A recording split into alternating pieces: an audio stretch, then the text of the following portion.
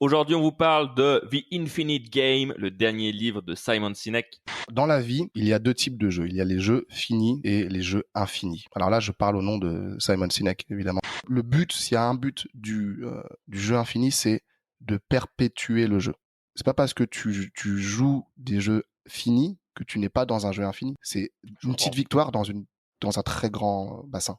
Je vois sur la liste cigarettes et Titanic. Ouais. Donc là, c'est clair qu'on va être très terre à terre. Là, on va aller sous les mers. Là, on va explorer maintenant du côté des océans. Je m'en plaignais juste avant. Il y a une différence entre vouloir aller sur la Lune. On pourrait croire que c'est avoir un état d'esprit infini, que c'est une cause juste. En fait, non. Parce qu'aller sur la Lune, c'est quelque chose de fini. Une fois que tu es allé sur la Lune, tu rentres à la maison. Chaque lundi, Systemator vous délivre des retours d'expérience, de l'inspiration et des conseils pratiques pour aider les entrepreneurs à développer leur créativité, leur productivité et leurs revenus. Vous venez d'activer le Systemator. Installez-vous confortablement dans votre nouvelle vie de créateur. Bienvenue dans Systemator, le podcast qui peut paraître parfois infini. C'est Seb de Somolto.fr et Wesley de wesleyjoachim.com. Salut Wes. Salut Seb, salut à tous.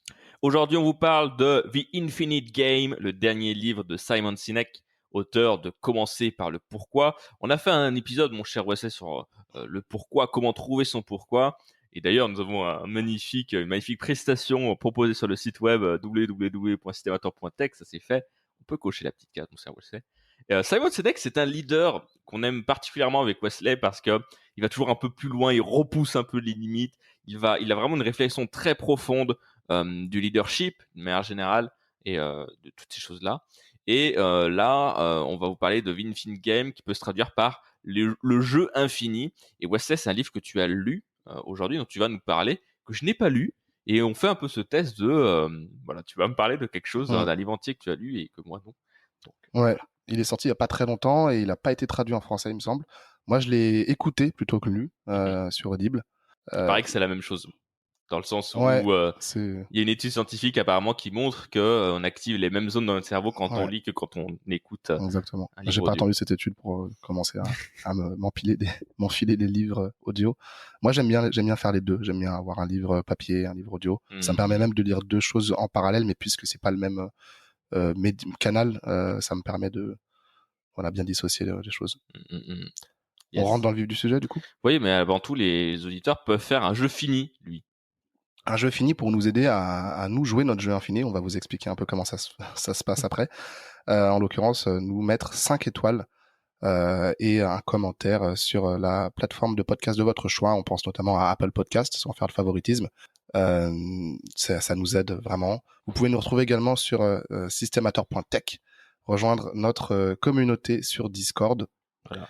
Et quoi d'autre ? On organise souvent des événements à Lyon une fois par semaine sur la productivité. C'est ça, vous avez les liens dans la description et les notes de l'épisode si vous êtes dans le secteur et ça vous intéresse. Eh bien, c'est parti.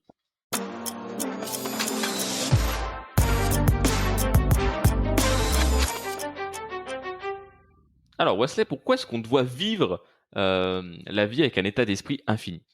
Alors, vous avez 3 heures. C'est ça. Là, on va en prendre un petit peu quelques-unes des heures. Au moins 1 heure. Au moins 1 heure. Alors, dans la vie, il y a deux types de jeux. Il y a les jeux finis et les jeux infinis. Alors là, je parle au nom de Simon Sinek. Évidemment, je retranscris ce que lui dit dans le livre. Il y aura un peu forcément mon interprétation, comme toujours, mais je reprends ce que lui dit. La vie elle-même est un jeu infini. On peut gagner un match de football, par exemple, parce que c'est un jeu qui est fini, ou même la Coupe du Monde, mais on ne peut pas gagner la vie. Il y a personne n'est déclaré. On donne à personne le titre honorifique de vainqueur de la vie. Ça n'existe pas. C'est vrai. On peut effectivement se dire j'ai réussi ma vie, mais en réalité qu'est-ce que ça veut dire ? C'est quoi les KPI ? C'est quoi comment tu mesures ça ? Puis, c'est une question de moments dans ta vie aussi. C'est ça. Tu vas avoir beaucoup de succès, peut-être en début de carrière, en fin de carrière, mais moins après dans l'autre partie. Et voilà, exactement. Ça dépend moins du dans ta compartiment famille. aussi, exactement, de ta vie.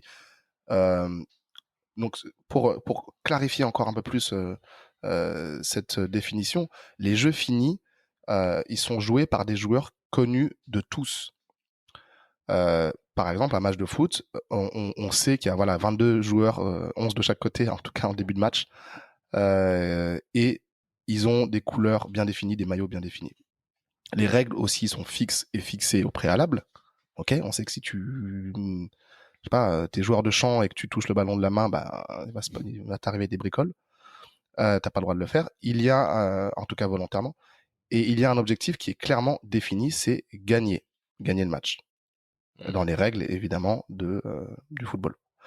À l'inverse, les jeux infinis, eh bien, on peut pas vraiment choisir le jeu. On peut pas non plus choisir les règles, en tout cas pas totalement. Et il y a des nouveaux joueurs qui peuvent apparaître à tout moment ou jouer même sans qu'on sache qu'ils sont là, qu'ils jouent aussi. Exemple, bah, le marché en général, les marchés, voilà, le marché de la musique, la géopolitique, euh, c'est des jeux avec des multiples acteurs. Je vais dire des millions, je sais pas, mais il y en a énormément. Et c'est pas une course qui est, voilà, il y a 10 personnes sur la ligne de départ et le premier arrivé, il s'appelle Usain Bolt ou peu importe, mais il gagne la course et il soulève le trophée ou on lui met une médaille. Là, ça s'arrête jamais finalement. À n'importe quel moment, un concurrent peut émerger et finalement rendre ça compliqué, ouais, quoi. Exactement. Et disrupter le marché, par exemple. Nous pouvons seulement, donc dans le jeu infini, on peut seulement choisir comment on va jouer. Est-ce qu'on va jouer avec un état d'esprit fini ou est-ce qu'on va jouer avec un état d'esprit infini? Alors, bah, naturellement, il y a un petit peu ce truc qui de se dire, enfin, je me dirais plutôt infini du coup, puisque du coup, enfin, Bah, c'est le titre du livre, donc. voilà, c'est ça. Et on se dit, a priori, c'est mieux. Oui, c'est ça, c'est qu'a priori, ça a l'air mieux. Bien, façon c'est dont la tu le dis. bonne Est-ce que c'est le réponse. cas? C'est la bonne réponse. En tout cas, dans un jeu infini. Si tu joues au football et que c'est gagner le match, bah, tu joues pour gagner le match. Tout leader qui souhaite adopter une mentalité infinie doit suivre 5 pratiques essentielles. On va en parler dans la deuxième partie, que Simon Sinek a clairement défini. C'est vraiment des principes pour jouer au jeu de la vie avec un état d'esprit infini.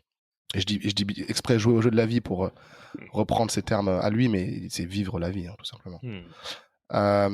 Il a remarqué, Simon Sinek, que de nombreuses organisations, entreprises échouaient car leurs dirigeants jouaient avec un état d'esprit limité dans un jeu qui n'a pas de fin. Et à chaque fois que ça arrive, je vais en donner plusieurs des exemples issus de son livre, bah ça fail, quoi, ça marche pas. Ça marche sur le court terme, mais pas sur le long terme. Okay. Et on parle même pas de long terme dans le sens, ouais, dans 10 ans, non, c'est vraiment le terme infini, le long, Oui, genre il n'y a pas d'échéance long terme. Tu peux dire c'est dans 3 ans, mais là il n'y a pas vraiment de. Il n'y a pas de terme en l'occurrence, effectivement. Il y aurait voilà, le court terme, le moyen terme, le long terme et le sans terme, SANS. On va dire ça comme ça. Okay. À l'inverse, les leaders qui adoptent eux un état d'esprit infini, ben, ils vont être capables de construire des organisations plus fortes, plus innovantes et plus inspirantes.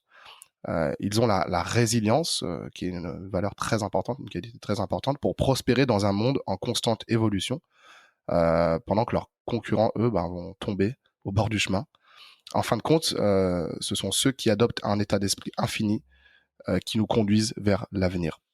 Voilà pour cette première partie, en tout cas pour poser les bases de l'état d'esprit infini. Est-ce que toi, Seb, ça t'évoque des choses? Toi qui n'as pas du tout lu le livre. Bah, moi, j'ai hâte de passer là-dessus parce qu'en fait, là, naturellement, j'aurais un petit peu cette résistance de me dire, tu vois, moi, quand je réfléchis à mes projets ou mes entreprises, je pense plus à un état d'esprit fini, justement, dans le sens où, quand je lance quelque chose, je vois tout de suite la fin, en fait.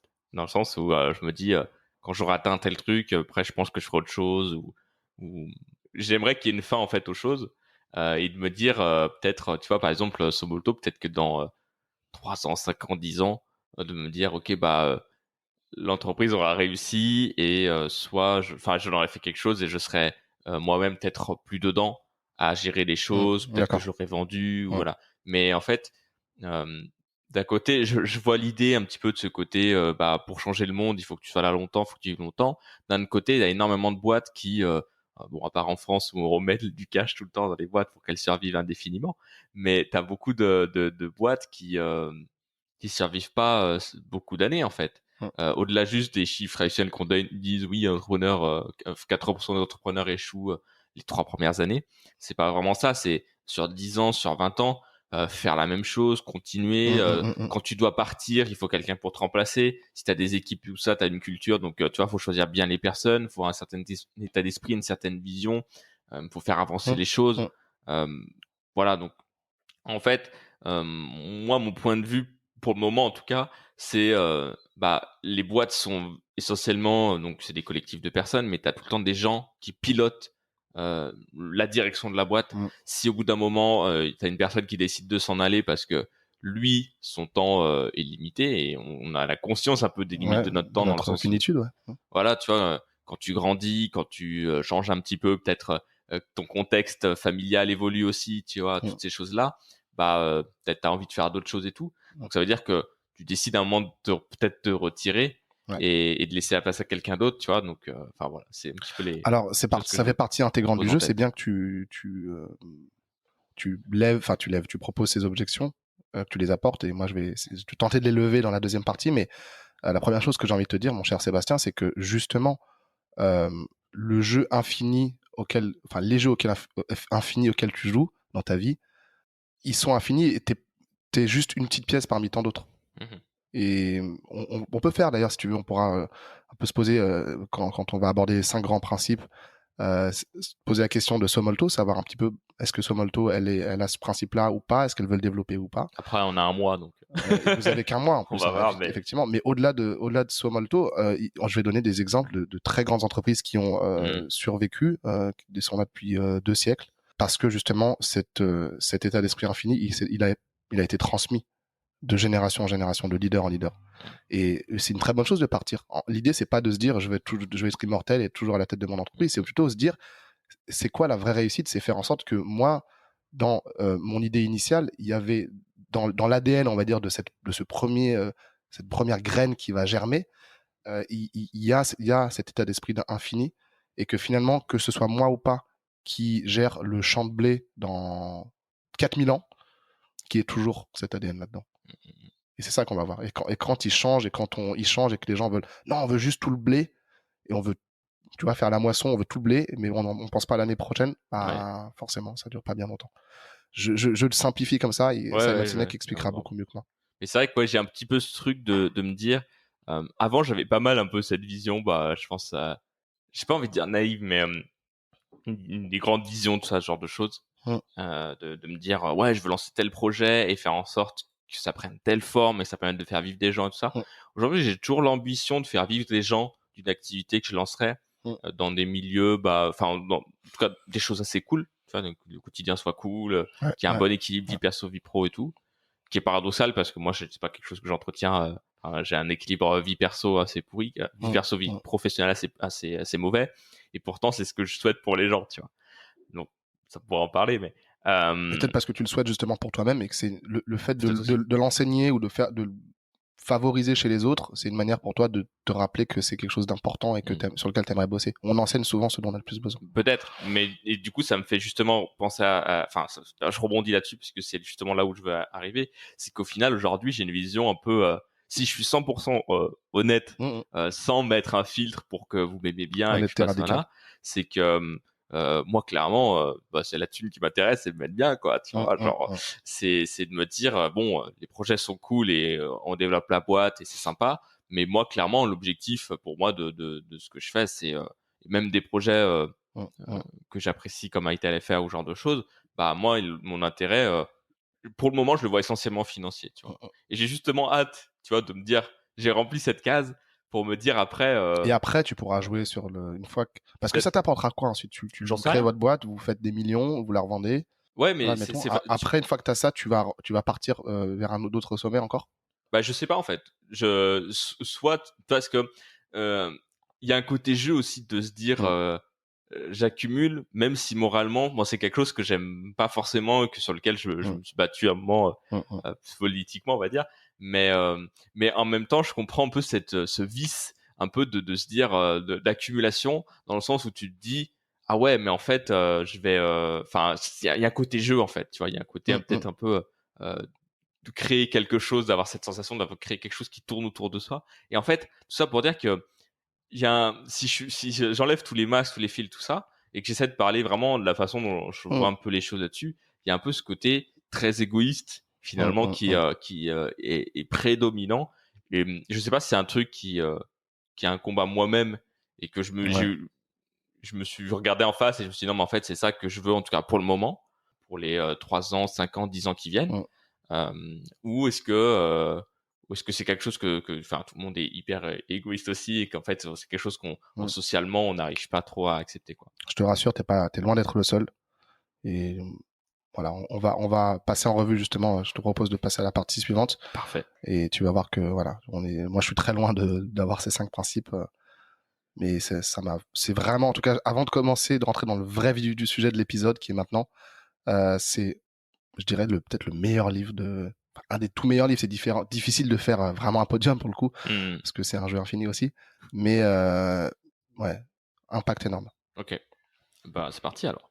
Alors la partie 2, les 5 principes essentiels pour jouer à un jeu infini. Le premier, c'est la juste cause, just cause, comme ça qu'ils l'appellent. Donc moi j'ai tout traduit en français évidemment. C'est une cause qui est tellement juste que vos équipes sont prêtes à mourir pour cette cause. Elles sont prêtes à se sacrifier, à sacrifier leurs intérêts, leur argent, tout ce qu'elles ont de plus précieux pour avancer cette cause. Déjà, ça c'est posé, tu vois. Okay. Cette cause, ça doit correspondre à une vision idéale d'un état futur vers lequel on veut tendre, et je dis bien tendre, parce que c'est une étoile du Nord, une North Star, elle doit être en réalité inatteignable. C'est-à-dire qu'en fait, ta juste cause, c'est presque une utopie, on va dire. C'est vraiment, ok, on veut tendre vers ça. Je vais donner des exemples tout de suite pour éclaircir les choses. La déclaration d'indépendance des USA. Il y avait vraiment cette vision idéale d'un futur intouchable. Je sais pas s'il y avait déjà le rêve américain à cette époque, peut-être. Ouais, c'était des prémices de, ouais, on veut un peuple libre. On a notre nouveau territoire qui est l'Amérique du Nord. Bon, on dépend des Indiens malheureusement, mais en tout cas, ils avaient vraiment cette vision idéale pour leur peuple de créer une nation et avec les valeurs de liberté de chacun et d'égalité. Et le fait de gagner la guerre d'indépendance je crois que c'était face aux Anglais, c'est ça, tu avais les Anglais, puis tu avais les indépendantistes américains, c'était une victoire finie dans ce jeu infini. Donc la première chose à savoir, c'est que c'est pas parce que tu joues des jeux finis que tu n'es pas dans un jeu infini. C'est très bien, tu as besoin de jouer des jeux finis, mais c'est une petite victoire dans un très grand bassin, en fait. D'accord, un bassin infini. Donc en fait, il y a des étapes. Ouais, en fait, comme les poupées russes. Tu mènes. Tu peux mener la guerre, mais tu dois avoir des victoires dedans, en fait, si tu veux gagner. Ouais. Si on reprend un peu le côté. Je le pose tout de suite avant de l'oublier, mais le but, s'il y a un but du Infinite Game, du jeu infini, c'est de perpétuer le jeu, tout simplement. Donc, je gagne un match de foot, objectif fini. Je gagne la Coupe du Monde, objectif fini aussi. Mais je remets en jeu. Par contre, je fais en sorte que le football soit un sport qui prospère et qui aide des enfants à sortir de la misère, par exemple, dans les pays moins développés. Là, on tend plus vers une juste cause. On va pouvoir passer ça au crible, justement, au filtre des critères de la juste cause. Un autre exemple, c'est celui de Steve Jobs avec Apple. Lui, il imaginait un monde où l'individu aurait le pouvoir de faire face à Big Brother et de rivaliser avec une multinationale.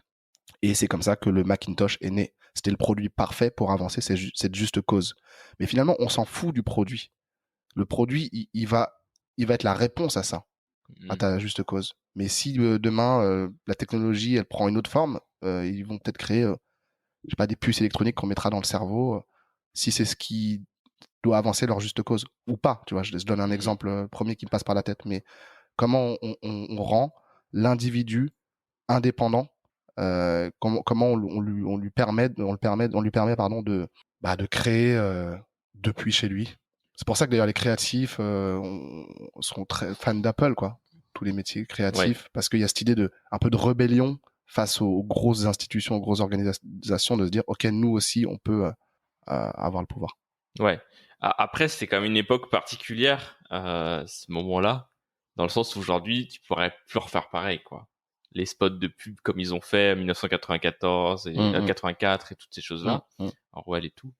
En fait, à l'époque, c'était le moyen de communication, entre guillemets, la télé. Enfin voilà, tu avais la télé, tes spots traditionnels, tout ça, et il y avait que ça, tu vois. Aujourd'hui, une boîte qui, tu vois, tout le monde a maintenant à surfer un peu sur ce truc, sur la création de cette image-là. Et c'est à répliquer aujourd'hui, ça serait très justement, compliqué, quoi. et justement, ça ne suffit pas d'avoir une juste cause. Okay. Et d'avoir une vraie juste cause et pas juste dire ouais, on est éthique et nous on veut le meilleur pour tous. On va voir si ça suit derrière, tu vas voir. Okay. Donc les 5 critères pour boucler là-dessus déjà sur le premier point. Donc vous avez compris, il y a 5 principes essentiels pour jouer au jeu infini. Le premier, c'est la juste cause, et dans la juste cause, il y a 5 cases à cocher. La première, c'est donc cette juste cause, elle doit être pour quelque chose et non pas contre.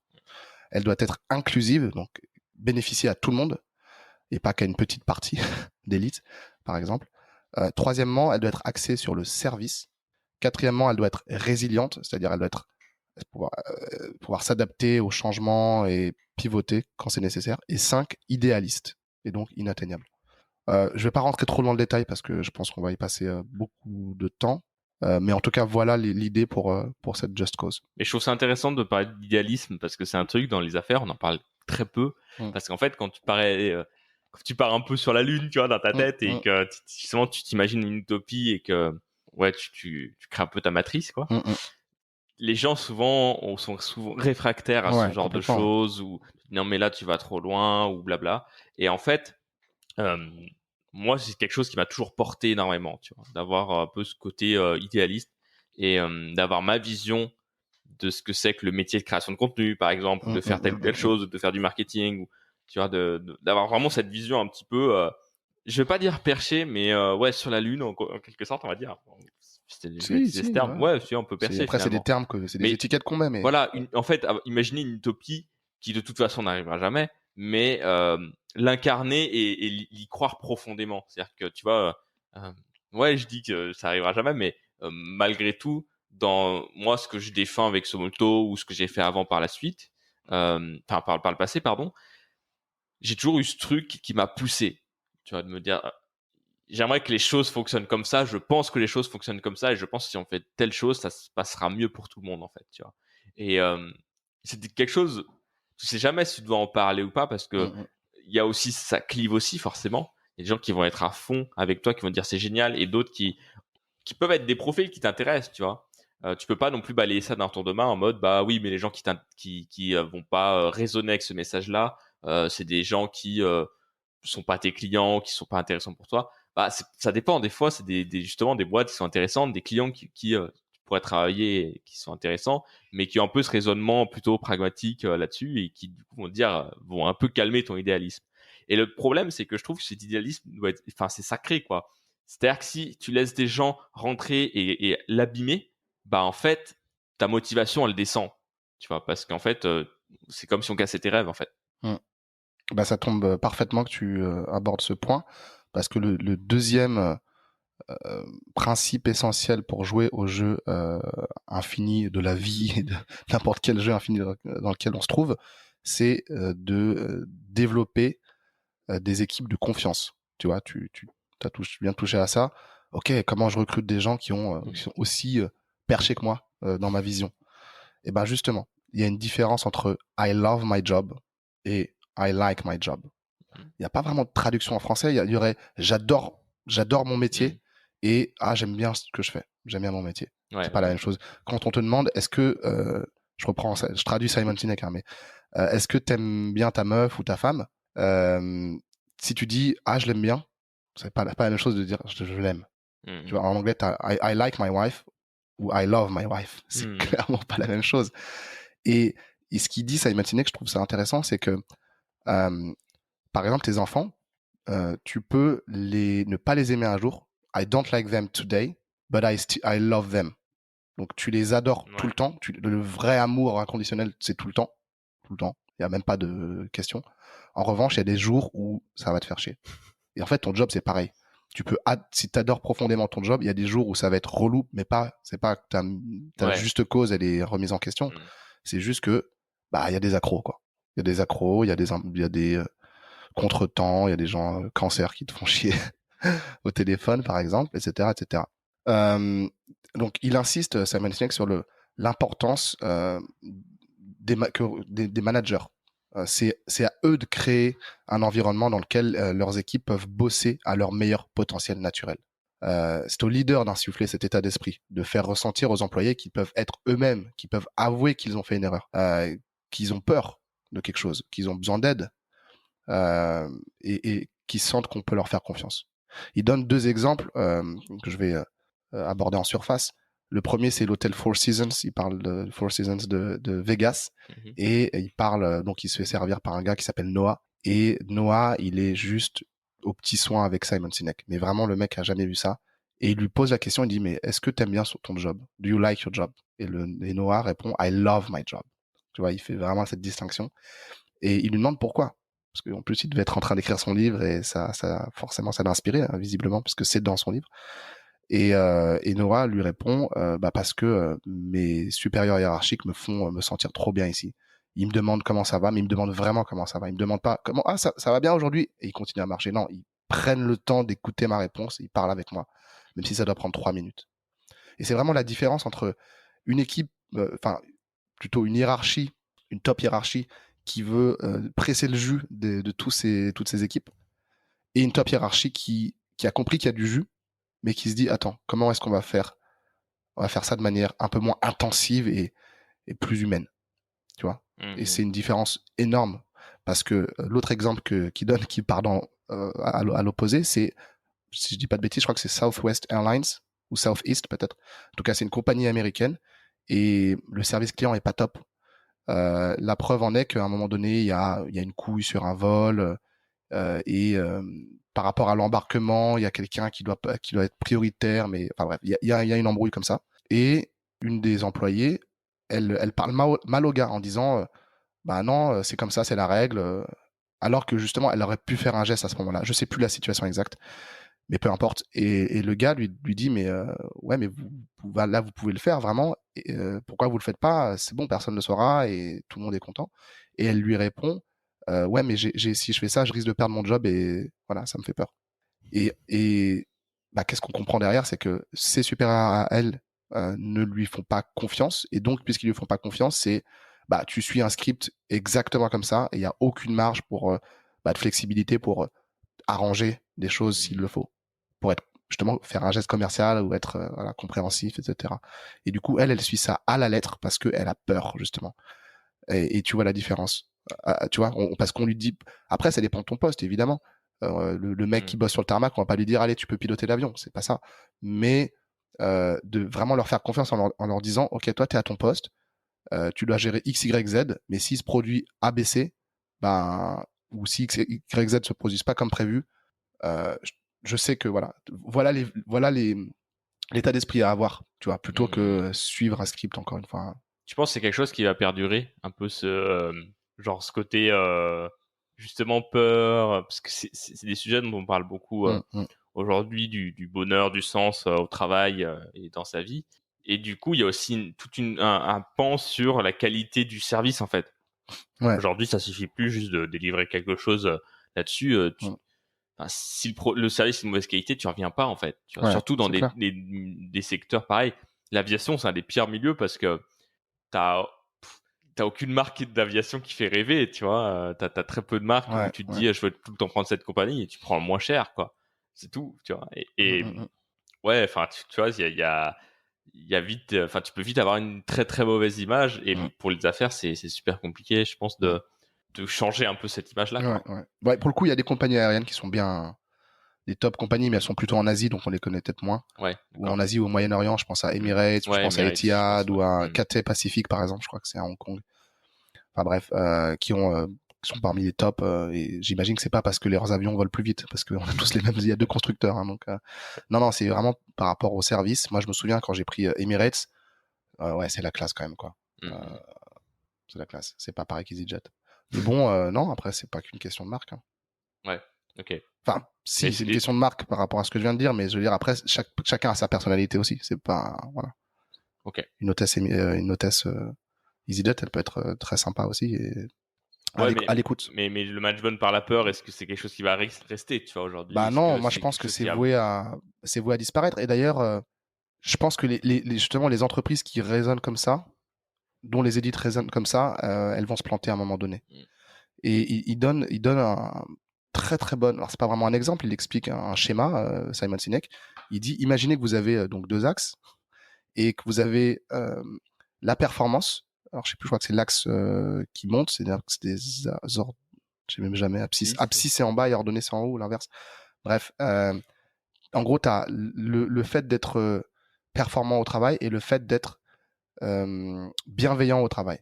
Et bon, ceux qui sont tout en haut à droite, qui ont plus des deux côtés, bah évidemment que c'est les meilleurs. C'est les meilleurs et que tu dois les garder dans ton équipe. Entre ceux qui sont performants et pas bienveillants, et ceux qui sont moins performants mais très bienveillants, et ben Simon Sinek, il préfère choisir la deuxième catégorie, c'est-à-dire ceux qui sont peut-être pas les meilleurs, mais qui sont bienveillants, qui veulent le meilleur pour leurs équipes, qui vont pas être vicieux. Ouais.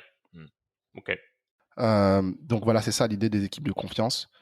La technique, c'est bien, c'est important, mais il donne aussi d'autres exemples. Je crois qu'il parle des Marines, il parle des militaires américains. Et ben, t'as vraiment cette idée de, ouais, est-ce que je peux lui faire confiance techniquement sur le champ de bataille s'il faut tuer un ennemi qui est juste derrière nous et que le mec, voilà. Mais est-ce que je peux lui faire confiance si je reviens pas de la guerre, est-ce qu'il irait, je sais pas, s'occuper de ma famille ou tu vois, si je devais lui donner mon code secret d'ordinateur, est-ce que je lui ferais confiance? Donc voilà, je pose ça là. C'est le deuxième grand principe pour le jeu infini. Donc on a la juste cause, les équipes de confiance. Le troisième, c'est ça se passe maintenant à l'extérieur de l'entreprise ou de l'organisation. Ce sont des rivaux dignes, worthy rivals. Et le précédent, c'était trusting teams en anglais. Donc les rivaux dignes, un rival digne, c'est quoi? C'est un autre joueur dans le jeu infini qui est digne de comparaison, qu'on va respecter et qui va révéler nos faiblesses. Il va révéler nos faiblesses et il va nous permettre de les transformer en opportunités de nous améliorer et de grandir. L'idée, c'est vraiment d'entretenir cette compétition saine dans le Infinite Game. Le vrai rival, finalement, c'est soi-même. Dans l'Infinite Game, mieux est mieux que meilleur. Je crois que je te l'avais déjà dit, peut-être Seb, non? Je sais plus. Pendant que j'écoutais le livre, mais j'ai adoré cette phrase. Better is better than best. Et pour être un peu plus clair là-dessus, explicite, tu peux être numéro 1 de la ligue, du championnat. Tu joues un championnat, t'es numéro 1 ou t'es numéro 1 sur ton marché, plutôt. Mais tu l'es à un moment donné, mais tu l'es pas toujours. Et tu peux l'être pendant des années, c'est très bien, t'es numéro 1, mais à un moment donné, ça va tourner. La roue tourne, comme on dit. Et si tu mesures ta réussite, la réussite de ton entreprise au fait d'être numéro 1, bah, tu vas souffrir grave, quoi. Parce que si t'es plus numéro 1, du coup, ça le fait pas et you're not worthy. ça le fait pas. Ça vaut pas le coup. Alors que si t'es dans un état d'esprit de constante amélioration pour justement atteindre cette juste cause et l'honorer, tu vois, et ben, tu sais que tu seras toujours, t'auras toujours envie d'apprendre. Et justement, si tu découvres, par exemple, je sais pas, tu fais de la cuisine, tu as ton restaurant et tu découvres que ton concurrent à l'autre bout de la ville, qui fait des pizzas comme toi, tout con vraiment, tu découvres que, lui, il découvre, je sais pas, une autre manière de faire les pizzas plus vite ou une nouvelle recette pour que la pâte elle soit ultra fine et super croustillante et en même temps moelleuse. Bah, l'idée, ça va pas être forcément de lui piquer son idée, mais en tout cas de se dire, waouh, lui, ses pizzas, elles sont meilleures, en tout cas là-dessus, en ce moment. Et plutôt que de pleurer et de me dire, ah, il est meilleur là-dessus, ou je vais essayer de le copier bêtement, c'est de dire, ok, comment je peux m'inspirer de ça pour grandir. Alors, l'exemple des pizzas, il était pas si clair que ça, mais dans la technologie, on le voit. Et je vais y revenir après, parce qu'il y a des exemples, c'est juste après d'ailleurs, qui sont saisissants, d'entreprises justement qui essayaient d'être premier maintenant, plutôt que de se dire, non, on s'en fout d'être premier, on veut juste être meilleur et meilleur et meilleur pour servir cette juste cause. Et en étant comme ça, on va survivre. Ouais, c'est ça un peu le paradoxe. Cette idée d'amélioration continue. Ok. Même si juste vouloir s'améliorer, ça suffit pas. Oui. C'est pas, enfin, il y a vraiment une juste cause à analyser, à développer, à conscientiser, à poser quelque part et se dire, ok, ça c'est ce qu'on veut atteindre. Si tu dis juste veux être meilleur, si je me dis par moi je suis, je sais pas, copywriter ou je fais du écrivain web, je fais du contenu web ou du contenu web marketing, je vais être le meilleur. Si je dis je vais être le meilleur, c'est un peu faible quand même. Enfin, c'est très bien si je suis le meilleur, mais déjà comment je le mesure, qu'est-ce que je peux vraiment être le meilleur? Si je dis je veux m'améliorer encore et encore, c'est déjà pas mal.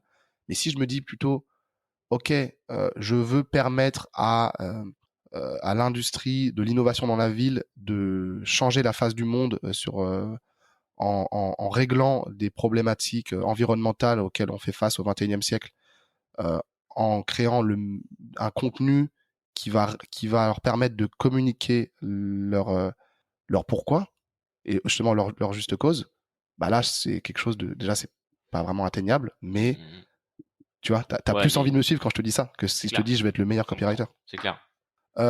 Allez, 4e point, c'est la flexibilité existentielle, capacity for existential flexibility. C'est la capacité à faire des virages stratégiques à 180 degrés pour mieux avancer la juste cause. Si c'est nécessaire, évidemment, on va pas s'amuser à faire des dérapages sur le circuit pour se la raconter. Mais il y a 2 exemples qui sont criants. Le premier, c'est Blockbuster versus Netflix. Tout le monde connaît Netflix aujourd'hui. Je pense qu'il n'y en a pas beaucoup qui connaissent Blockbuster. C'était un concurrent historique. Qui s'est complètement cassé la gueule. Et je vais vous expliquer pourquoi. C'est que, donc, à l'époque, donc c'était dans les années, je pense, 80, 90, peut-être, les deux proposaient des DVD, enfin des cassettes, des DVD, et le streaming en était assez balbutiement, mais on sentait que ça allait arriver quand même. Et Blockbuster, le problème, c'est qu'ils étaient avides, en tout cas une partie de leurs équipes était avide des bénéfices sur le court terme. Notamment, ils engrangeaient des frais de retard qui équivalaient à 12% de leur revenu. Donc, tu sais, quand les gens ne rendaient pas leur cassette ou leur DVD à temps. Et justement, le patron de l'époque, il disait non, je m'en bats les couilles, moi, je veux continuer à prendre ces thunes-là. Je parle un peu grossièrement, mais c'est fait exprès. Et on va pas se mettre au streaming parce que c'est un truc c'est trop perché, quoi, justement. C'est trop perché sur le cloud. Et ben, Netflix, eux, ils l'ont compris, ils ont changé ça, même si ça leur a fait perdre peut-être de l'argent sur le coup. Ouais. Et ils sont préparés pour l'avenir. Hein, c'était une transition très compliquée. C'est très compliqué comme transition. Mais Blockbuster, ils sont accrochés à ça, à leurs petits frais de retard et pour maximiser le profit. Ben, résultat, en quelques années, ils ont coulé, quoi. Complètement. Et Netflix aujourd'hui est ultra dominant. Et il y a une phrase de Steve Jobs là-dessus. C'est si nous ne faisons pas sauter notre entreprise, quelqu'un d'autre le fera.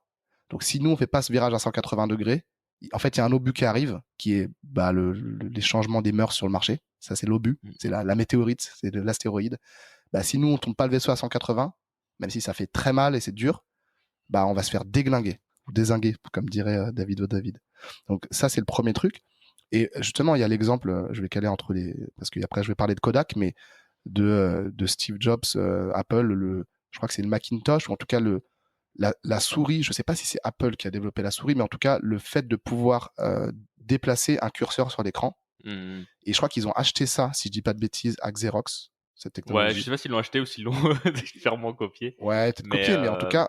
Mais oui, effectivement, c'est eux qui ont commencé après, effectivement, ils ont peut-être fait quoi. du sale, hein, les gars, dans le truc, mais ce qu'ils ont compris, c'est que pour démocratiser la technologie et l'ordinateur, le PC, personal computer, on devait en passer par là.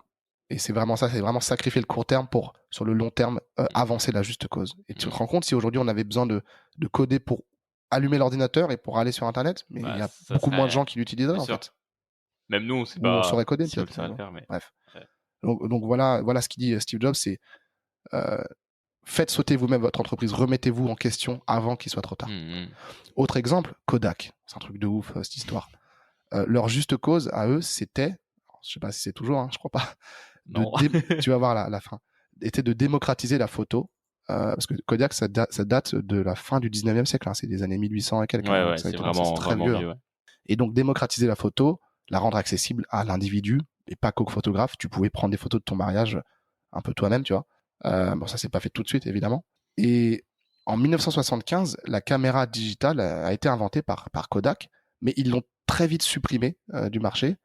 C'est donc les leaders, hein, je parle, parce qu'ils avaient peur que ça cannibalise leur propre vente de pellicules photo. Donc c'est un peu similaire à Blockbuster, hein. Sauf que 10 ans après, la technologie digitale, elle est arrivée et d'autres marques ont commencé à proposer des appareils numériques, Fujiyama et d'autres marques, pas mal de marques japonaises. Kodak, ils se sont dit, on va se reposer sur nos royalties. Ils ont fait des milliards de royalties issus de leurs brevets liés à la caméra digitale. Je pourrais pas vous expliquer en détail exactement comment ça marche, je suis pas un techie de ça, mais vous avez compris, ils sont reposés sur leurs acquis, ils se sont dit, ok, nous on va presser le jus au maximum. Mais dès que les brevets sont arrivés à terme, ils ont fait faillite dans les 5 ans. Ouais. J'ai fait une vidéo moi sur Kodak et Fujifilm, Mm. sur ma chaîne YouTube si vous voulez aller voir, Ouais. Sébastien Boer. Et en fait, j'explique pourquoi t'en as un qui a survécu et pourquoi l'autre Ouais. est mort en fait. Ouais. Et c'est super intéressant parce que du coup, j'ai vraiment sourcé ça, j'ai fait pas mal de recherches à ce sujet-là. Et tu vois, une idée reçue qu'on a tous, c'est que Kodak a pas su passer au numérique. En fait, c'est faux. Ils étaient, comme tu l'as dit, ils étaient Pionnier. leaders Ouais. et ils vendaient même pas mal de caméras numériques en réalité. Le vrai problème dans leur modèle, et qui était le même problème de Fujifilm, les deux avaient exactement la même J'ai dit problématique. Fujiyama, ouais, c'est Fujifilm. Ouais. Fujifilm ont eu exactement le même problème que Kodak, sauf que t'en as un qui a survécu et l'autre non. Et en fait, ce qui se passe, c'est que c'est une question de revenus en fait et de coûts. C'est-à-dire qu'en gros, à l'époque de l'analogique avec le film couleur, il y avait 4 boîtes dans le monde qui en pouvaient en produire et eux avaient toutes les lignes de production. Enfin, en gros, ils se les partageaient Fujifilm et Kodak. Ouais. C'est ça. Et la barrière à l'entrée sur ce marché était gigantesque, quoi. T'avais très très peu de gens qui pouvaient produire ça. Et forcément, tu vendais le matériel un peu à perte, mais tu faisais énormément de bénéfices sur les consommables, en fait. C'est ça. Sauf que du coup, tout d'un coup, n'importe qui pouvait limite construire son propre appareil photo en achetant quelques pièces, quoi, finalement. Et donc, la barrière à l'entrée devenait très très simple pour des coûts beaucoup moins élevés. Et c'est ça, en fait, qui a tué la boîte parce que toute leur structure de coûts, tous les employés, les usines, tout ça, était basé sur le bénéfice, forcément, normal, quoi. Sur le bénéfice qu'avait l'entreprise. Et c'est pour ça que Fujifilm aussi a totalement pivoté et on fait énormément d'autres choses. Aujourd'hui, Fujifilm, ils font des écrans, ils font des produits cosmétiques, mais ils sont beaucoup moins dans la photo. Ils ont encore de la photo, mais Kodak sont arrachés garder leur secteur de base. Et si tu regardes aujourd'hui, Fujifilm, c'est très très loin d'être les leaders dans la photo. Ils sont toujours là, mais ils se sont fait dépasser. Ils pouvaient pas en fait. C'était juste impossible parce que s'ils restaient dans la photo, ils auraient fait comme Kodak, ils auraient chuté parce que les choses changent. Ça, c'est trop ouvert, en fait, ouais. Parce que tu sais que le barrage va péter, donc soit toi, tu le retires tout de suite en disant, attends, je le sais et je vais passer par ailleurs. Ou soit tu restes devant le barrage, tu essaies de tenir le barrage, tenir le démarrage, et puis quand ça pète, c'est fini. C'est une situation qui est vraiment très compliquée parce qu'en fait, tu dois accepter de perdre un moment pour survivre et gagner. Tu dois couper un bras pour survivre, en gros. C'est exactement ça. Et c'est super dur, en fait. Ça repousse. Ouais. Au sens figuré du terme, ça repousse. Mais c'est pas sûr. Mais parce que Fujifilm, ils auraient pu faire la même chose, ça se trouve, ça non, aurait c'est vrai que ça aurait pu fail, mais bon. C'est super compliqué comme question. Ouais, c'est vrai. Et je trouve que c'est une histoire qui est passionnante. Et la moralité là-dessus, voilà, quand on crée une boîte, forcément, on aligne nos bénéfices et surtout quand on commence à grossir, on a une structure de coûts qui est là entre les employés, tes bureaux, ton matériel, toutes ces choses-là en fait qui t'entourent. Mais du coup, si tu commences d'un coup à baisser tes prix ou que tu commences à faire moins de bénéfices et que la courbe commence à s'inverser, là, il y a un danger énorme pour ta boîte financièrement parce qu'en fait, tu commences à perdre du bénéfice par rapport à ce que tu avais de base et vu que tu as établi toute ta structure de coûts et tous tes employés là-dessus et c'est comme ça que il y a des catastrophes qui vont très vite. Le pivot est difficile aussi. Moi, Kodak, tu vois, les patrons de Kodak aussi ou de ce genre d'entreprise ou Blockbuster, c'est vraiment comment nous on peut maximiser le profit pour nous, on se fait des thunes et puis limite si la boîte elle crève après. Non, je pense. Tu penses qu'ils se pensaient pas ça? Non, c'est pas ça. Je pense pas. En fait, je pense que raisonnablement, c'est. Ils l'ont peut-être pas vu venir. Non, mais en fait, c'est facile de faire l'histoire par la fin. Si tu veux, c'est vrai. On peut donner des leçons et tout. On reste des tout petits, tu vois. Faut être modeste aussi là-dessus. Quand t'es dans le feu de l'action, c'est super compliqué. Et puis, il y a des milliers de personnes en jeu. Il y a des milliers de gens qui ont des familles, des travail et ça qui sont en jeu. Parce que pivoter, il faut pouvoir le faire aussi. C'est ça. Et donc, en fait, Fujifilm, ils ont fait ces choix difficiles de virer des gens. Parce que, il faut dire les choses clairement. En fait, à un moment donné, tu peux pas garder les mêmes choses et ce qui est plus rentable, tu dois le couper, le supprimer et le casser. Et c'est super dur. Regarde, dès qu'il y a des fermetures d'usines ou genre de trucs et tout en France, c'est un gros scandale et c'est super compliqué comme question. Parce qu'effectivement, tu es de mode, le truc, c'est que la boîte, peut-être qu'elle est en train de crever ou qu'il y a des magouilles, je ne sais quoi. Mais en même temps, tu as plein de gens qui perdent du boulot. Qu'est-ce qu'il faut faire? Est-ce qu'il faut essayer de faire survivre la boîte et donc, du coup, de se couper le bras, justement? Ou est-ce que il faut aussi de garder quand même et de mettre un peu une visière en mode non, mais on essaie de conserver les boulots de tout le monde et on continue alors que tu sais que tu vas dans le mur? C'est vraiment. Tu peux essayer de les former aussi en interne, je sais pas. Effectivement, après Simon Sinek, il pose ça là comme ça. C'est les 5 principes idéaux. C'est ça. Mais tu vois, là, je me rends compte que la flexibilité existentielle, et merci d'avoir, je vois que tu connais très bien Kodak, tu connais mieux que moi, et Fujifilm, mais ça peut être difficilement compatible avec avec la partie, le point numéro 2, les équipes de confiance. Enfin, vraiment valoriser l'humain, parce que parfois, justement, Ouais, pour la Just Cause, tu dois sacrifier une partie de ton équipe justement pour aller à la c'est Just ça. Cause. Les Et c'est ça le chiffres truc. sont pas les amis Ouais, ouais, du côté humain en fait. ouais. Et le truc c'est que à une certaine taille, Mais c'est bon, super dur en fait. ouais. Regarde par exemple, Mais bon, Netflix l'a fait, quoi. ouais, mais c'était chaud aussi. Puis enfin, tu peux pas comparer les deux. Netflix c'est une boîte de service, tout ça. Enfin, ça a toujours été une boîte de service, tu Mm. vois. Euh, un truc comme Kodak, c'est des usines partout et ils sont Ouais, présents partout ouais, dans le monde, tu vois. ouais, Donc c'est des gens qui bossent pour Kodak partout dans le monde. ouais. Euh, D'ailleurs, si tu regardes bien, il y a pas mal de boîtes dans l'économie technologique où il n'y a pas énormément de monde. Quand Instagram s'est fait racheter, je crois que c'était 12 ou Ah, ils 17. étaient très peu. C'est C'était un truc très de ouf peu. ce qu'ils ont fait en étant aussi peu, quoi. C'est ça, ils se sont fait racheter 1 milliard et Mm. tout le monde disait que d'ailleurs ils s'étaient fait Ouais, un petit peu c'était à du mise à voir. l'envers Ouais. quoi, totalement même à voir. Euh, mais euh, mais voilà, enfin, c'est un peu l'idée quoi. Et l'ironie du sort, c'est que Kodak maintenant, si je me souviens bien de ce qu'il dit, Simon Sinek, euh, ironiquement, ils servent un tout petit marché de professionnels du film, je crois, ou de la photo. Je crois qu'ils sont encore là en fait, Kodak. Hein, ils n'ont pas mis la clé sous la Je porte. pense qu'il y a peut-être Mais une filiale qui est encore un peu ouais, là, ouais, ils ont mais une petite filiale et en je fait les leur vois jamais filiale, quoi. elle ne sert pas du tout le Monsieur Tout le Monde en fait. C'était ça. En fait, Mhm. la juste cause pour laquelle ils se sont levés et se sont battus initialement, qu'ils ont défendu, et même qu'ils ont été d'ailleurs les premiers, j'ai envie de dire, à poursuivre réellement, en tout cas dans le domaine de la photo. Aujourd'hui, ils font exactement l'inverse quoi. Ouais. Tu vois, c'est marrant En quoi. même temps, C'est comment marrant. tu remontes quelque chose? Ah non, mais bien Et sûr, mais la je dis question juste que aussi, c'est marrant. la C'est tout. question aussi, c'est ouais, peut-être qu'à un moment donné, il faut laisser mourir les trucs. Aussi, Et comme peut-être. disait Greg Rosbold qu'on avait eu aussi dans ce podcast, il me disait à un moment donné, il faut débrancher quoi. Oui, mais justement, parce que en fait, la juste cause qui est démocratiser la photo, aujourd'hui, Ouais, on peut tous prendre des photos sur notre téléphone, et cette cause-là, le jeu est fini ou pas du coup? bah non, il est jamais fini. Ça continue. Peut-être qu'encore bientôt, on pourra prendre des photos avec nos yeux, et puis bientôt, en fait, Mhm. on se rendra compte que c'est pas la photo, mais qu'on peut immortaliser un moment en enregistrant des souvenirs dans nos yeux, ou je sais pas comment, je dis n'importe quoi, hein, Ouais, ouais, ouais. et qu'on pourra revoir une vidéo, et en fait, on pourra, ouais, l'uploader directement et se dire, attends, je vais revoir ma scène de vie il y a 25 ans. Si des gens écoutent ce podcast dans 15 ans, 30 Ouais, ans ou exactement. 100 ans, ils vont Si rigoler, on est mais encore là. Mais tu vois, c'est ça en fait la juste. Enfin, c'est là que tu te rends compte que c'est complètement, c'est n'importe. Enfin, c'est Mhm. fucked up en fait. C'est vraiment, c'est comme si tu avais une grande course, mais il n'y a pas de direction. En fait, tu peux partir dans tous les sens. Mhm. C'est vraiment l'univers. On vous dit, bah, c'est une course d'orientation dans l'univers, Mhm. mais il n'y a pas vraiment de but. Enfin, il n'y a pas vraiment de but. Si, il y a cette juste cause, mais tous les moyens sont possibles. Ouais, ouais. C'est ça en fait qui est compliqué, je pense, c'est ce côté contre-intuitif, mais oui, je viens de Tu comprendre commences à, l'idée ouais, quoi. c'est vraiment, moi vraiment, ça m'a mis une claque ce livre. Et le dernier point, je l'aborde, et puis comme ça, on pourra peut-être euh, rebondir sur tout ça, et que tu nous fasses ta synthèse à toi, Seb, de ce que tu as retenu. C'est le courage de mener. Courage to lead. C'est de faire la bonne chose, encore une fois, dans l'optique de notre juste cause, plutôt que la chose opportune. De ne pas faire ce qui nous profite à nous, mais de faire ce qui bénéficie aux gens autour de nous et aux générations futures. Évidemment, ça nous bénéficie à nous un peu, mais pas complètement déséquilibrer la balance. Il y a Simon Sinek qui pose la question à Richard Branson: comment est-ce que vous évaluez la réussite dans votre vie? C'est quoi pour vous le marqueur de que votre vie elle est réussie?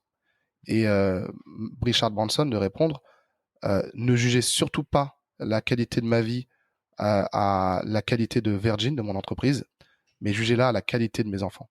Ok. Voilà. Et Simon Sinek, il dit, that's an infinite mindset. Il dit, ça, c'est un état d'esprit infini, parce que t'as beau avoir construit ouais, une putain d'entreprise voilà, qui a fait des milliards, etc. Ce qui est une bonne chose, en fait. Il aurait pu aussi répondre, bah, c'est ça dans mon entreprise que j'aime bien et qu'on a cette vision. Mais là, il dit, bah, c'est juger-le à la qualité de mes enfants, c'est comment moi j'ai éduqué mes enfants. Et c'est ça qui compte le plus, finalement, dans ma vie, entre Virgin et mes enfants. Bah, c'est mes enfants qui vont continuer à jouer le jeu. Ouais, qui Ou vont les gens que j'ai avoir une formés, en tout cas, transmission on va quoi. dire, on peut interpréter ça comme ça, si on veut extrapoler, c'est comment, comment j'ai passé le bâton. Et c'est vraiment l'histoire de l'humanité, c'est comment tu passes Mm. le relais, et dans le bâton, le code qu'il y a dans le bâton, il va permettre à la personne d'aller encore plus haut. Ouais, Et je tu vois. dis, moi, je vais mourir, et toi, tu vas gagner le prochain record, et l'autre gagnera le prochain, et l'autre gagnera le prochain. Mais ces records-là, on s'en fout de qui les gagne. Mais ce qui compte, c'est que l'humanité continue à grandir. Et un exemple, je vais en donner 2 autres après, mais la découverte de l'espace. Il en parle au début du livre. Il y a une différence entre vouloir aller sur la Lune. On pourrait croire que c'est avoir un état d'esprit infini, que c'est une cause juste. En fait, non. Parce qu'aller sur la Lune, c'est quelque chose de fini. Une fois que tu es allé sur la Lune, tu rentres à la maison. C'est vraiment clair. ça, en fait. L'idée, c'est tu as gravi l'Everest, tu es allé sur la Lune, tu vois, tu es allé très loin, très bien. Tu peux aller très, très loin. Mais à partir du moment où tu t'arrêtes quelque part, bah, c'est que c'est pas un jeu infini. Ouais. Un jeu infini, c'est de se dire, on veut explorer l'univers pour le rendre habitable un jour pour l'humain. Ou en tout cas, voilà, vraiment explorer l'univers pour l'humain. Je vais pas le formuler exactement, mais là, on tendrait plus vers une juste cause. Je le prends avec des pincettes parce que je suis tout juste en train, moi, de l'appliquer pour moi, à ma propre vie et à vision. Mais ça, c'est un jeu infini. Et en fait, aller sur la Lune, d'ailleurs, il y a eu une vague de suicides et de dépression après ça, C'est à la vrai? NASA, je te jure. C'est ce qu'il dit dans le livre. C'est vrai. Parce que justement, c'était un truc tellement ouf, tellement gros qu'ils avaient fait Ouais, après, que tu la dis, vie n'avait bah, plus de sens après. ouais, tu Genre, dis, t'as gagné la Coupe du Monde, bah, je sais pas comment ça te l'a fait, t'avais suivi la finale de la France 2018, bah, t'es très content sur le coup, et puis le lendemain, bah, ça part très vite, en fait. ouais, puis t'es en Et mode 2 jours bon, et après, t'es un peu après, blasé, et après, ouais, on est champion du monde. Ouais, on est champion du monde, là! Et il n'y a pas de, attention, hein, je suis métisse. Mais, ça, pour c'est ceux ton qui ne excuse, connaîtraient pas ça, mon visage, c'est ton carton c'est ça, excuse. c'est ça. J'ai le droit de me le faire, du coup. Non, mais j'avais envie de le dire comme ça, mais dire on est champion, c'est super. Et après, ok, cool. D'ailleurs, Ouais, j'avais fait un ouais. épisode de mon podcast précédent sur ok, la France championne, et après, ça va changer quoi votre vie? Moi, je voyais les gens dans le métro 2 jours après. Moi, j'étais en train de quitter mon job juste après la Coupe du Monde, et je voyais les gens, ils étaient déprimés comme d'hab, quoi. Enfin, Non, mais c'est ils sûr. souriaient pas plus que Mais en d'habitude, en tout fait, cas. c'est un truc qui soude, qui a soudé le pays, par exemple, tu vois. Ouais, Mais c'est ça vrai c'est que je vrai. comprends, on peut se, en fait, le côté de l'espace est très parlant. Tu te dis, bon, putain, on est allé sur la Lune, Et mais après, on a tout donné, quoi. Genre, c'était ultra dur. C'est pas un miracle, mais ouais, enfin, c'est un c'était exploit, un quoi. exploit. Et, et en plus, ils ont été les premiers. Quand t'as été les premiers à envoyer quelqu'un vraiment un humain poser le pied sur la Lune et tout, et bon, bah ouais, et après, on fait quoi et tout. Et en fait, bah, l'étape d'après, c'est aller sur Mars, sur Vénus, tu vois. C'est ça. Et aujourd'hui, on en parle pas mal d'ailleurs de la conquête de Mars. Ouais, bien sûr. Finalement, on est plus proche de la conquête de Mars, à mon avis, que de la conquête de la Lune, Ouais, enfin, tu vois, ouais, précédemment, quoi. On bien est, sûr. en termes de temporalité, Ah oui, oui, je à mon avis, on est pense. Oui, bah, c'était peut-être, enfin, 1969, donc ouais, là on est en 2020, donc 2019, ça fait 40 ans, 50 ans, ça fait 50 ans. ouais, ouais, ouais. Donc, Donc, probablement que, enfin, je sais dans pas moins de si, 50 ans, est-ce qu'on sera sur Mars? Ouais, il y a moyen. il y a peut-être Par moyen, contre, hein. comment on sera sur Mars? Quelqu'un sur Mars? Je sais pas s'il y a déjà, il y a des robots, est-ce qu'il Il y y a a des quelqu'un robots qui y qui y allait? vont, Non, quelqu'un, ils veulent, hein, je crois, mais Thomas Pesquet, il veut. quelqu'un, c'est ça, c'est Là, pour l'objectif, c'est quelques temps. d'envoyer quelqu'un sur Mars. Bah, après, peut-être qu'on dit n'importe quoi, mais donc, Mais si, on va si, pas non si, plus. si, si, Mais bah, Elon Musk et tout, c'est hyper intéressant. Mais oui, pareil, au-delà de ça, c'est, ouais, mais qu'est-ce qu'on fait aussi de notre planète Terre? Enfin, là, c'est d'autres débats. Là, on est parti pour 3 heures de ouais, bien podcast. sûr, bien sûr. Mais effectivement, on connaît mieux la surface de la Lune que nos propres océans. Mais même pour revenir dans ce que tu disais, Seb, et je le valorise, c'est effectivement, même une fois qu'on sera sur Mars et après. Et en fait, c'est pour faire quoi? Pourquoi est-ce qu'on va sur Mars? Mm. Et finalement, en quoi ça avance l'humanité? En fait, pour moi, ce serait ça la juste cause la plus universelle, en tout cas, enfin universelle, humaniste. Ouais, Parce que quand on dit universel, on pense en fait c'est la planète Terre, mais ouais, la ouais. définition d'universel, ça voudrait dire bien plus loin que ça. Mais nous, ce qu'on appelle universel, tu comprends? C'est-à-dire Mhm. pour l'humanité, c'est en quoi ce que je suis en train de faire, ça avance l'humanité. Et je pense qu'il y a des façons de le faire Et parce que ça, c'est une bonne à question. l'époque de la Lune, clairement, Mais c'est génial. oui, C'est mais très bien. c'était concours de bits entre Ouais, l'USA c'était et ça. la Russie, quoi. Exactement. Tu vois, c'était Et d'ailleurs, la Russie, ils ont découvert d'autres trucs. Je crois ils ont été des premiers à aller sur Vénus, enfin pas aller sur Vénus, mais à envoyer un robot vers Vénus ou sur je sais Vénus. plus, mais en tout cas, je crois que c'est les premiers à aller dans Ouais, l'espace et les États-Unis sont les premiers à aller sur ouais. la Lune, je crois. Donc Je sais plus effectivement, il y trop. avait vraiment ce concours de qui en a la Mais, plus longue. mais tu vois, justement, moi, mon rêve un peu là-dessus, bon, utopie, hein, par contre, les utopies, puisqu'on on a parlé un peu de ça, ça serait que, bah, tu vois, pour moi, la conquête spatiale, c'est un truc de ouf parce que c'est un moyen de rassembler l'humanité, tu vois. De se Ouais, dire, ouais, putain, ouais. on fait qu'un. Tu vois, si on disait, ok, le vaisseau qui va aller sur Mars, là, il est prêt, il faut des gens ouais, de plusieurs pays, tu vois, des Mm. ambassadeurs un peu, C'est tu vois. ça. Et tu t'envoies cette équipe-là. Et tu vois, c'est l'humanité Ouais, ouais, qui a un projet commun, en fait. ouais. D'ailleurs, j'en avais parlé dans le podcast il y a quelques mois, mais on avait participé à la création d'un nom commun pour les offices HLM de Saint-Étienne, ceux qui gèrent les HLM dans la région. Ils ont fusionné, ils se sont retrouvés des 3-4 entités de 50 personnes à peu près, ils se sont retrouvés 350. Et en fait, c'était une super idée de leur faire travailler sur un nom commun, sur des valeurs communes, parce que c'est le premier acte pour ressouder une équipe, Absolument. pour dire, OK, on est ensemble là, on va construire ensemble quelque chose. Et moi, je suis persuadé que l'espace a ce pouvoir-là dans un monde où on fait que se battre là-dessus, justement, de voir plus loin, de dire, mais en fait, si on avance tous ensemble et demain, tu vois, il y a plus de frontières, alors ça n'y arrivera jamais, c'est totale utopie, tu vois, je pense, mais et encore, enfin, mais dans tous les cas, parce que comme on parlait, je crois que c'était avec Sébastien Nunez sur l'Europe, le concept de l'Europe il y a 100 ans. Ça change très vite. Taré, enfin, c'est un truc de ouf. Ça change très très vite. Hein. C'est ça. Donc voilà, on ne sait pas, mais avoir cette idée justement d'humanité qui ne fait qu'un, qui a un projet commun, c'est chouette, quoi. Tu vois. Ouais. Voilà. Ouais. Bon, on est parti un peu loin, mais non, mais c'est très très bien. Là, on est toujours dans les nuages et on va atterrir tranquillement avec l'exemple beaucoup plus terre à terre des cigarettes. je vois sur la liste cigarettes et Titanic. Donc là, c'est clair qu'on va aller très terre à terre. Là, on va aller sous les mers. Là, on va explorer maintenant du côté des océans. J'en parlais, je m'en plaignais juste avant, donc pas de souci. Allez, CVS, l'exemple de CVS, une marque qui font des cigarettes. En tout cas, ils faisaient des cigarettes et ils ont perdu des milliards de dollars sur le coup en retirant les cigarettes de leur gamme de produits. Mais en réalité, beaucoup de personnes ont arrêté de fumer parce qu'on pourrait se poser la question, est-ce qu'ils ont compensé? En fait, non, les gens en achetant d'autres marques, des cigarettes d'autres marques, et non, les gens pas mal ont arrêté de fumer grâce à ça. Ça tombe bien, c'était un peu leur objectif, c'était de se dire, putain, on fait quelque chose de nocif, est-ce qu'on pourrait pas, non, on a envie d'arrêter ça parce que ça correspond pas à notre cause, on n'a pas envie de tuer les gens indirectement. Et les gens ont tellement kiffé ce geste, ce courage de la part de CVS, qu'ils ont acheté plus de leurs autres produits, donc ils ont gagné sur le long terme CVS. Ils font quoi CVS aujourd'hui? Je sais pas, faut aller voir. Et les concurrents, eux, ils ont été beaucoup plus frileux, ils ont pas suivi et ils se sont cachés derrière, je cite, les limites de la loi, derrière la loi. On n'enfreint pas la loi, c'est aux gens de savoir ce qu'ils veulent. Nous, on vend nos cigarettes, vous faites ce que vous voulez. Limite, tu vas vendre des cigarettes et des patchs juste à côté, quoi. Ouais. Et il explique ça, Simon Sinek, c'est marrant. Il dit, c'est comme vendre un donut à côté d'un livre de diététique, de nutrition. C'est vraiment la même chose, tu vois. Et ça, c'est des gens qui n'ont pas ce courage de mener. Autre exemple, le Titanic. Qu'est-ce qui s'est passé? Bon, tout le monde connaît l'issue. Hein. Il a coulé. Hein. Le film, il n'a pas déformé Spoiler. ça. Et il n'y avait pas assez de canaux de sauvetage pour tous. Pourquoi? Parce que les dirigeants, je dis les dirigeants, je sais pas, enfin les mecs qui étaient responsables de ça en tout cas, ils voulaient rester dans la loi en ne prenant à bord qu'un nombre minimum de canaux. Voilà, c'était le nombre légal, c'était 25%. Et devinez combien de personnes ont survécu? 25%. Ce qui manquait 75% de la flotte. Ouais. Donc c'est quand même très marrant. Enfin, c'est de l'humour un peu jaune.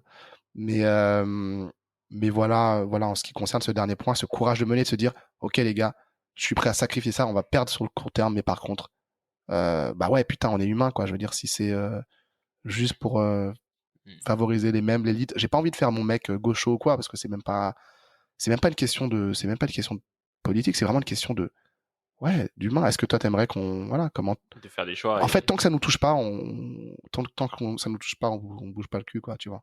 Mais en même temps, tu vois, je suis sûr qu'il y a probablement des centaines de bateaux qui font la même chose. Je sais pas aujourd'hui en termes de loi, j'y connais rien, tu vois, mais bon, le Titanic, mauvais bail, il a coulé, tu vois, c'est pas de chance, quoi, entre guillemets. Et donc du coup, mais par contre, t'as plein de bateaux, ça se trouve, qui aujourd'hui ont aussi peu de canaux, s'ils coulent, tout le monde peut pas s'en sortir. J'avoue, sauf qu'on le voit pas parce que ça se passe ça se passe bien, quoi. C'est qu'en fait, toutes les choses qui se passent bien, on les voit pas, en fait. Ça, c'est vrai. Et quand quelque chose se passe mal, on analyse, on essaie de comprendre, de décrypter, tu vois. Mais voilà, et donc, c'est sûr que c'est dur, en fait, de dire quel choix je fais par rapport à ça. Est-ce que, Ouais, puis l'idée, c'est pas de les blâmer en mode Titanic, ils ont rien compris. Non, c'est ou CVS, ils ont tout compris. Non, c'est effectivement se poser la question à chacun. Moi, je suis loin d'être complètement tout blanc et intègre. En fait, c'est des idéaux à essayer de poursuivre, mais qui sont justement justement, même ces principes-là sont inatteignables. C'est ça. Aussi. Mais l'idée, c'est de tendre vers ça. Mais il y a beaucoup en fait, ce livre, il parle d'éthique, hein, beaucoup d'éthique finalement, mais il dit que c'est pas incompatible avec la réussite, bien au contraire. Il y a plein d'entreprises qui sont justement, parce qu'elles sont éthiques, qui vont plus loin. Mais pareil, Apple, ils sont pas, voilà. De toute façon, quand tu te grossis à un moment donné, tu vas forcément, quand tu as 1 milliard de personnes pour toi, t'en as 1 million qui sont contre, ou plusieurs dizaines ou centaines de milliers qui sont contre. Et ça marche pour tout. Dans la musique, ça marche avec les entreprises, dans le sport. Je vais terminer avec cette citation de Simon Sinek. Vivre sa vie avec un état d'esprit infini, c'est vivre une vie de service. Simon Sinek. Voilà, se poser la question, comment est-ce que je peux être au service de mes clients? Comment je peux être au service de ma famille, de mes amis? En fait, quand tu te poses cette question, Seb, tu vas me donner un peu ta conclusion après. Mais évidemment que ta boîte, tu l'as créée, peut-être dans 3 ans, tu vas la vendre et c'est très bien. Mais après, une fois que tu auras gravi ton Everest ou touché ta lune, qu'est-ce que tu vas faire d'autre? Et en fait, c'est quoi la vie de service que tu as envie de mener? Et ça t'empêche pas de te faire kiffer, bien au contraire. Ouais. Mais à partir du moment où toi tu sais que tu as de quoi manger, dormir, partir en vacances, et même si tu as besoin même si tu dépenses 10 000 euros par mois en perso, admettons, tu vois, avec des gens qui font ça, tu as un train de vie de malade, c'est trop bien. Mais même là, ok, très bien. C'est très bien. Moi aussi, je veux un bon train de vie, je suis en train de l'améliorer. Mais après, tu fais quoi? Ouais, mais j'y suis pas. Je sais, pour l'instant, tu y es pas. Donc je peux comprendre aussi. Moi, je suis peut-être aussi dans une situation où je suis déjà dans le train de vie pas loin du train de vie que je veux mener. Donc effectivement, c'est plus facile aussi, je pense, de se dire, ah, maintenant, je vais faire des choses pour les autres ou aller plus loin que ça, dépasser ça. Quand effectivement, tu flottes déjà, tu as déjà un canot qui tient à la surface. C'est sûr que si tu es juste au niveau de la mer, bah, tu penses d'abord à gonfler ton gilet de sauvetage, quoi. Quand tu n'es pas arrivé au niveau que tu as envie d'atteindre, tant que tu n'y es pas en fait. Et en fait, c'est vrai que c'est des grosses questions, d'ailleurs qu'on se pose souvent sur le Systémator. Oui, mais après, quand il se passe tel truc, quand tu as tout réussi, qu'est-ce que tu fais après? En fait, j'en sais rien, tu vois. Et en fait, je le saurais au moment où j'aurais besoin de le faire. Parce qu'en fait, c'est vrai. Moi, tu vois, c'est un truc qui a vraiment changé entre mon passage à Somolto, le passage d'entreprise à la société, avec une équipe, avec des associés. C'est vraiment cette idée de le truc qui me reste en tête, cette phrase de ne pas régler les problèmes qu'on n'a pas, tu vois. Ouais. Et en fait, pour moi, c'est un peu ça, dans le sens où, en fait, il faut d'abord que j'arrive à dire tout le monde gagne son salaire, on peut embaucher des gens, et puis après, on verra, quoi. Et après, comment on grossit, qu'on embauche plus de gens, qu'on développe la boîte, qu'on a des meilleures poussettes, qu'on rend des meilleurs services aux clients, qu'ils soient de plus en plus contents, etc., qu'on cherche des meilleurs clients. Toutes ces choses-là sont pour moi quelque chose de très important, très capital à clé, à mettre en place. Mais tout le reste, pour le moment, je peux y réfléchir pendant des heures. Et en fait, je trouverai jamais la réponse. Ça, je suis absolument d'accord. Le pire, en plus, c'est que je ne pourrais rien actionner. C'est-à-dire que je peux y réfléchir pendant des heures. Et finalement, j'y réfléchis et tout, sur mon transat, réfléchis à la vie. Mais à la fin, je fais quoi? Rien. Rien. Parce qu'en fait, je peux pas actionner les choses. Ta boîte, elle grandit pas, elle prospère pas. Parce qu'en fait, cette énergie que j'ai mis à penser là, je ferais mieux de la mettre à dire, OK, comment je règle les problèmes que j'ai tout de suite? Comment j'essaie justement de développer la philosophie de la boîte et comment la mettre en forme là-dessus? Mais de manière très pragmatique, très pratique. Et c'est ça. Mais d'avoir quand même aussi de ce côté, comment on règle les problèmes d'aujourd'hui? Comment on pense un peu à l'avenir, mais pas trop. Il y a un curseur à trouver quand même là-dessus. Bien sûr. Et au final, il y a plein de trucs en fait sur lesquels on s'enferme totalement et qui sont stupides. Tu vois, par exemple, quel chiffre d'affaires on fait à la fin de l'année?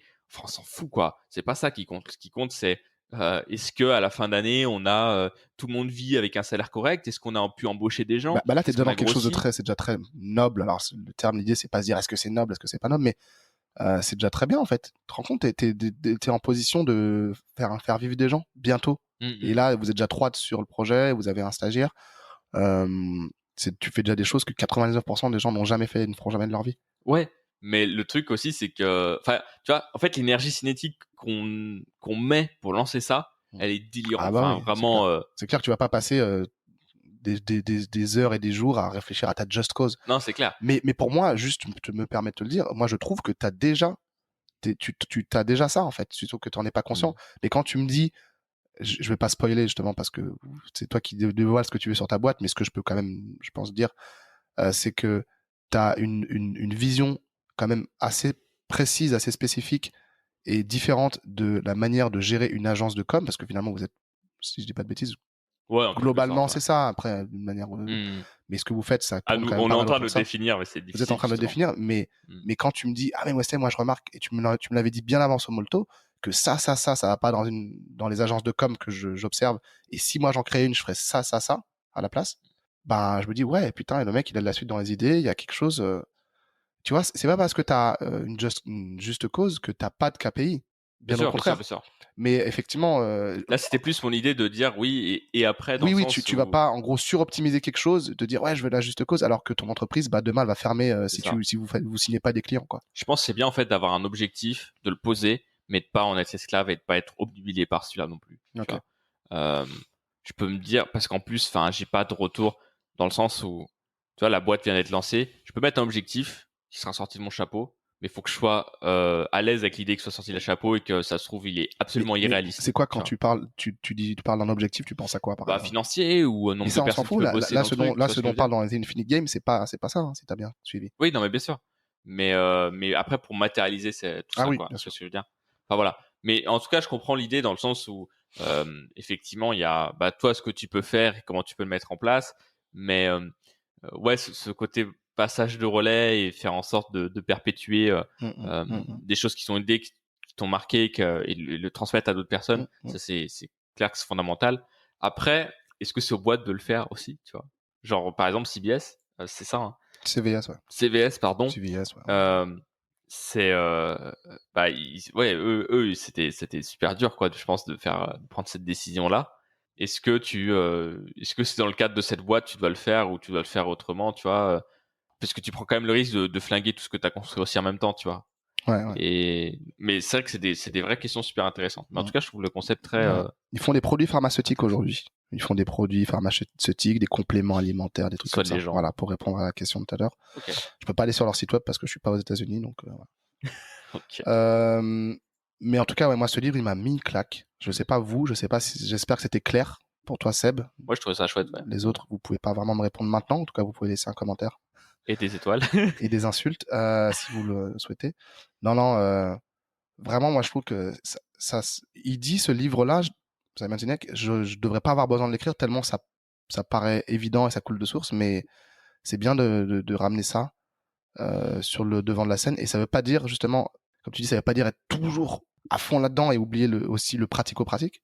Mais moi aussi, regarde, je suis pas totalement aligné, je kiffe pas tous mes clients actuels, enfin toutes mes missions clients, on va dire plutôt, je respecte mes clients, c'est très bien, mais je suis pas dans mon ikigai aujourd'hui, mais en me posant la question, je me suis rendu compte cette semaine, ça pourrait être mon truc de la semaine, que c'est pas mon truc de la semaine, que j'ai pas besoin et j'ai pas envie de travailler, je parle de taf client, plus de 25 heures par semaine, quoi, pas plus de 30 en tout cas, et que le reste du temps, je peux justement, Systemator, faire de la musique parce que ça fait des mois que j'en ai pas fait, et même plus pragmatiquement chercher des clients et me former sur ce qui est important pour moi, et ouais, lire, et là mon cerveau, je suis pas juste dans produire, et puis après en plus j'ai plus rien parce que j'ai pas préparé la suite, déjà j'ai pas signé de client, et puis même qu'est-ce que j'ai envie de faire, qu'est-ce que j'ai envie de garder dans l'émission actuelle, et qu'est-ce que j'ai envie de changer, et qu'est-ce qui a du sens pour moi, qu'est-ce qui m'anime le matin, tout simplement.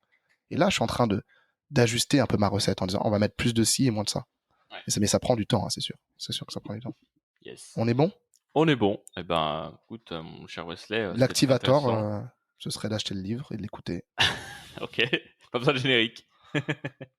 Oui, le livre est en anglais, hein, par contre. Mais, pour l'instant. Ouais, mais du coup, c'est aussi cool de faire de temps en temps des reviews de livres anglais. Alors moi, je lis pas très très bien l'anglais, donc c'est un peu galère et c'est chiant d'ailleurs. Puis il y a plein de livres super cool en anglais.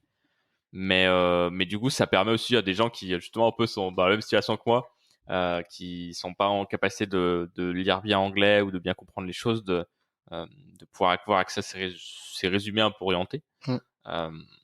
Voilà, et donc voilà, j'espère que ça vous a plu. On va passer au truc de la semaine. C'est parti.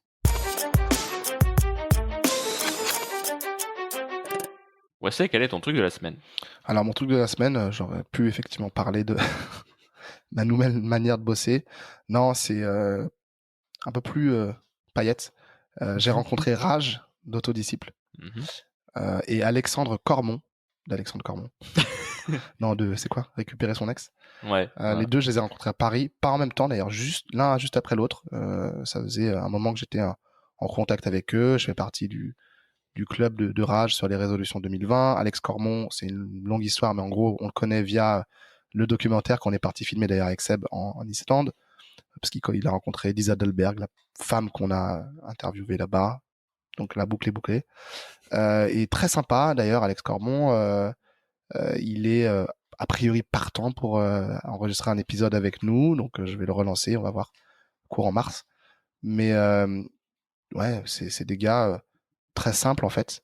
C'est de plus en plus ce dont je me rends compte quand tu vois, on a des invités, Seb, on a eu des invités quand même, des gens qui ont fait des choses, tu vois, qui ont vraiment fait des choses ou qui ont une notoriété sur le web et qui sont simples, quoi. Vraiment qui ont des valeurs simples, mais qui ont attention, ça tourne, hein, ça tourne. Mais ouais, c'est des gens, ils sont super Mais sympas. ils sont sympas, ils ont vraiment des valeurs simples et de pas chercher à vouloir montrer qu'on réinvente la roue, qu'on a compris ça.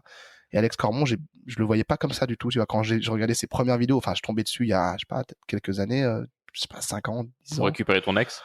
Non, mais non, parce que je m'intéressais à la séduction, mais justement, lui, j'ai jamais eu envie de le suivre. Et si tu nous écoutes, Alex, je te fais un bonjour. T'es toujours le bienvenu. Mais je sais pas pourquoi. C'est peut-être, je sais pas, ça m'inspirait pas trop. Je me disais, ouais, je suis peut-être pas dans la cible. Enfin, je le ressentais, quoi, comme ça. Et quand je le rencontre, je me dis, en fait, non, l'image qu'on se fait de quelqu'un qui plus est sur Internet, elle est, elle est pas forcément fausse, mais en tout cas, en tout cas, elle est biaisée. C'est exactement ça. Ouais. Et elle demanderait à être challengée en rencontrant cette personne dans la vraie vie, quoi. Enfin, en physique. Après, il a peut-être changé aussi depuis. Moi, j'ai changé. On change tous tout le temps. Clairement. C'est la seule constante, c'est le changement. Clairement. C'est beau. Et Rage, ouais, serait sympa, détente, voilà. Mais il y avait des gens, d'ailleurs, il y avait une petite. En fait, Rage, il avait créé un petit événement pour justement les gens de son club. Et il y avait d'autres personnes. Et c'est vrai qu'il y avait des gens. Je me revoyais il y a des années, quoi. Des gens vraiment qui sont au tout début, aussi plus jeunes que moi, mais tu vois, qui ont 18, 20 ans, 22, 25, peut-être un peu plus. Qui se cherchent complètement, qui se disent, ouais, moi j'ai mon job là, mais je fais ça. Je crée un morceau de musique par jour en ce moment, où je fais une meuf qui voulait être saltimbanque, enfin, dans la rue, faire des spectacles dans la rue. C'était vraiment intéressant, et en même temps, je me disais, ah ouais, mais ça peut, on pourrait se dire c'est naïf. Moi, je me dis, non, vraiment. C'est des étapes importantes. Laisse-les en passer par là, et peut-être qu'ils vont vraiment, ça va peut-être vraiment marcher pour eux, pour le coup. Ne prends pas ton cas pour une généralité, Wesley. Mais effectivement, se dire, enfin, moi, je suis content d'être aujourd'hui, d'avoir un pied vraiment dans le réel, enfin, dans le sens, ouais, concret, comment je remplis le frigo aujourd'hui. Et en même temps, garder un pied dans, ok, c'est quoi mon jeu infini? Ouais. Et vraiment d'avoir les deux. D'ailleurs, je crois que Systemator, on touche du doigt le cœur de notre message. C'est ça, quoi. C'est vous permettre d'être très concret et, voilà, sharp, comme on dit en anglais, efficace dans l'action de ce que vous voulez accomplir de très grand et d'intouchable. Ouais, c'est clair. C'est bien résumé. Bravo. Quel est ton truc de la semaine, Seb? Eh bien, de monter un club privé de podcasteurs à Lyon. Alors, ça fait un peu genre, tu vois, c'est genre club privé. Alors, les clubs en ce moment. Ouais, c'est ça, c'est un peu t'as des périodes comme ça, tu vois. Voilà. On a monté ce club avec mon ami Thibaut Tourvieille de Labroue, qui d'ailleurs a un podcast qui cartonne, s'appelle le Super Daily. Il parle tous les jours d'actu des réseaux sociaux, des nouveautés, de ce qui marche, de leurs tendances. Eux, c'est une agence de social media, ils ne font que ça. Et donc, du coup, on a eu cette idée de se dire, il n'y a pas vraiment d'événement où on peut parler entre gens qui font du podcast, qui ont déjà un podcast, qui tournent. Et c'est pas forcément en termes d'écoute, mais tu vois, souvent, tu as plein de gens qui veulent faire des choses. Ils viennent avec l'idée, ouais, moi, j'aimerais trop lancer un podcast, j'aimerais trop faire ci, j'aimerais trop faire ça. Mais en fait, ils restent là-dedans et ils vont pas y aller à fond. Ou alors, ils vont faire 1 ou 2 épisodes, puis après, ils vont se rendre compte des difficultés et ils vont arrêter. Et donc là, l'idée, en fait, c'était de faire, et c'est pour ça que c'est à privé, justement, là-dessus, c'est que sur invitation. Donc, en gros, c'est un truc où il faut être coopté, quoi. Ouais. Donc, ouais, t'es venu d'ailleurs. Il m'a coopté, Sébastien. Exactement. Et donc, l'idée, c'est que nous, on a coopté. T'imagines si t'avais balancé ton truc de la semaine en disant, ouais, voilà, et tout, et moi, je t'avais dit, quoi? Moi, je suis pas là, je suis pas invité. Je suis pas aux soirées. Mais donc, l'idée, voilà, c'est que, Thibaut et moi, on a commencé à inviter des personnes qui font du podcast à Lyon, et chaque membre de ce club-là vont pouvoir inviter aussi des gens de leur côté. Voilà, nos critères, c'est 3 épisodes de podcasts publiés au minimum, ces 30 derniers jours, et voilà, et puis d'avoir déjà fait un peu de podcast, quoi. Ouais.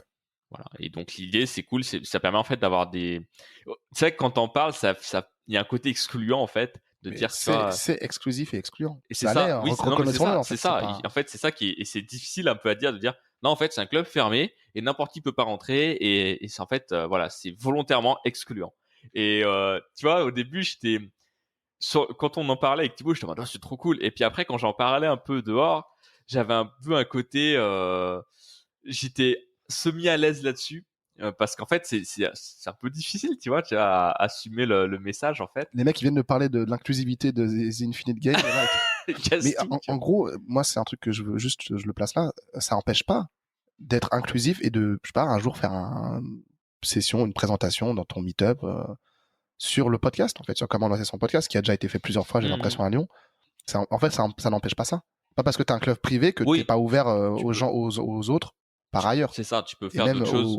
Aux wannabe podcasters. Ouais, tout à fait. Mais bon, là, dans tous les cas, l'objectif, c'est voilà, de se réunir là-dessus. C'est très informel, tu vois. Là, on était dans un café avec des super cool. Durden Café, je crois, à Lyon. Donc, comme Tyler Durden de Fight Club. Ah oui, ok, d'accord. non. Ouais. En tout cas, super cool. Donc, non, c'était bien chouette. Ça a permis de voir pas mal de gens. Puis, il y avait des gens vraiment qui font plein de choses différentes, quoi. Et aussi bien des gens qui viennent de se lancer que des gens qui sont déjà lancés, qui font pas mal d'écoute.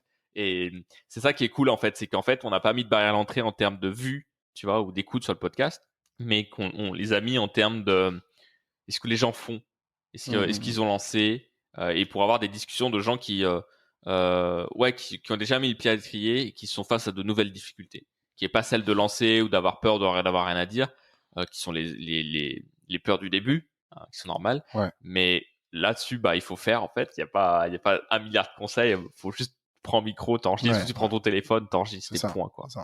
Et après, t'as d'autres questions, quoi, qui viennent. Comment je développe mon audience, comment je suis mis en avant, est-ce que je dois faire en plus des articles, telles choses, des vidéos, est-ce que je dois être sur YouTube ou pas, quel outil j'utilise, enfin, toutes ces choses-là. C'est de ça qu'on parle, justement. Et comment créer du meilleur contenu, etc., etc. Toi, qu'est-ce que t'en as pensé, Wesley, puisque t'étais là? Ouais, j'ai trouvé ça très chaleureux, cool, informel. Tu m'as posé la question à la fin, est-ce que t'as kiffé? Forcément, après, au début, c'était vraiment tour de table, et puis après, on est parti en plus en petit groupe. Ouais, j'avais à peu près toujours quelqu'un avec qui je parlais, j'échangeais. Les gens sont naturellement curieux, je trouve. Il y a de la bienveillance. Et ouais, c'était vraiment le premier, donc on teste. Je sais pas, les prochains, on sera peut-être un peu plus, je sais pas, peut-être c'est vraiment toujours à la enfin, ce sera toujours informel, on veut que ce le soit, mais peut-être qu'on échangera davantage de bonnes pratiques, même si finalement, quand j'y pense, on en a quand même en fait échangé. Quand les gens te parlent de ce qu'ils font, en fait, quand les gens te parlent de leur expérience, tout ce que tu ne savais pas avant, c'est potentiellement un conseil. Hein. Donc, je me rends compte de ça maintenant en 10 ans. Et tu vois, par exemple, il y en a on a parlé de la façon d'interviewer. À un moment, il y a eu un débat là-dessus. Est-ce que la personne que tu interviews, faut le brosser un peu dans le sens du poil, ou au contraire aller le chercher sur les titiller sur des trucs, et d'avoir un côté bourdin direct, tu vois. Mais c'était assez intéressant comme débat, et c'est des débats que tu peux avoir qu'avec des gens qui le font déjà, en fait. C'est ça. Donc voilà, c'est un peu l'objectif. C'est pas fermé, c'est-à-dire que si vous avez un podcast et que vous êtes sur Lyon, franchement, rentrez en contact avec nous, envoyez-moi ce que vous faites. Votre CV. Ça, je regarde votre CV, la domiciliation et le numéro de carte bleue. Et puis comme ça, je pourrais regarder si vous êtes apte, si votre compte... non, pas du tout. Mais ouais, en tout cas, si vous avez un podcast, n'hésitez pas à l'envoyer. Même par curiosité, c'est cool. Donc voilà, ça peut être dans plein de sujets différents. Si vous avez un podcast, manifestez-vous. Yep. Donc voilà un petit peu mon truc de la semaine, mon cher Wesley. Nous arrivons à la fin de cet épisode, mais voilà, l'épisode est fini, mais Systemator est un jeu infini, puisque notre but, comme tu as dit Wesley, c'est de vous aider à mettre en place plein de mécaniques, plein de systèmes pour vous aider à produire et à créer un peu votre idéal. Exactement. Ça, c'est un jeu infini. Systemator, en vrai, on ne sait pas, mais effectivement, je dis ça un peu plus solennellement, mais j'aime bien cette idée de toute façon Systemator. Ouais, comment le jeu infini pour moi, D'ailleurs, on prendra le temps peut-être de réfléchir à notre juste cause parce qu'elle est censée découler du pourquoi. En fait, il dit ça, Simon Sinek, donc on est raccord là-dessus. Mais ouais, comment on permet à Homo sapiens, comment on vous permet à vous, aux gens, de vivre une vie qu'on kiffe tout simplement, mais au niveau des, enfin, en bossant sur les systèmes, tu vois, dans ta journée, parce qu'en fait, une belle vie, c'est une somme de belles journées où on prend du plaisir à faire ce qu'on fait, on y trouve du sens, on a un minimum de pouvoir d'achat et ouais, on est quand même bien, tu vois, matériellement, mais pas beaucoup plus que nécessaire. Et c'est aussi simple que ça, en fait. Mais pour cela, il y a des choses à changer, souvent. Et c'est ce dont on parle dans les épisodes. Yep, tout à fait. Si vous voulez nous soutenir cette cause, une petite étoile sur Apple Podcast. Sinon, vous pouvez en parler autour de vous. Quand quelqu'un écoute des podcasts, forcément, le bouche à oreille, c'est un des moyens numéro 1, je pense, de tout podcast, de se faire connaître. Ouais. Donc, n'hésitez pas à en parler si ça peut aider des gens. Et puis, si vous voulez en savoir plus, voir les autres épisodes, vous allez sur www.systemator.tech. Et nous, on se retrouve lundi prochain pour un prochain épisode. Ça sort tous les lundis à 6h du matin sur toutes les plateformes et YouTube. Voilà. Et puis, on vous dit à la semaine prochaine. À la semaine prochaine. Ciao, ciao. Ciao, ciao.